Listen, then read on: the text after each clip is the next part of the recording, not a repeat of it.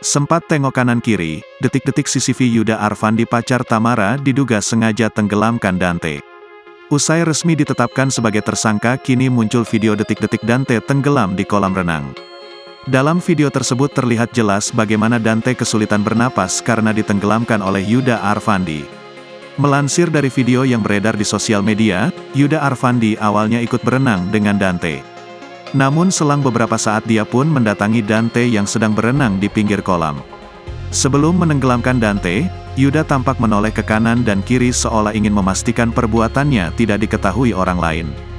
Dalam video tersebut terlihat Yuda kemudian berjalan mendekati Dante dan langsung menekan kepala bocah 6 tahun itu ke dalam air.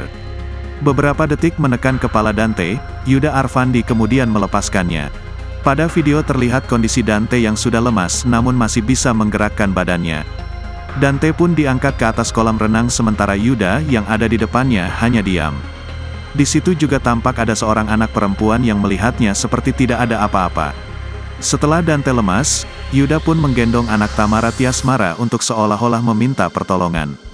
Potongan video yang juga beredar di akun TikTok @megapurnams itu juga mendapatkan banyak sorotan netizen.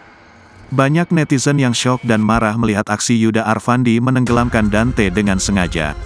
Sebelumnya sosok kekasih Tamara Tiasmara bernama Yuda Arfandi diamankan pihak kepolisian Polda Metro Jaya, Jumat, tanggal 9 Februari tahun 2024. Yuda akhirnya resmi ditetapkan sebagai tersangka kematian Raden Adante Halif Pramudityo alias Dante, anak Tamara Tiasmara dan Angger Dimas.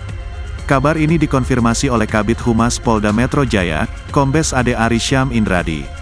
Yuda Arfandi ditangkap oleh penyidik di kediamannya di Pondok Kelapa, Cipinang, Jakarta Timur.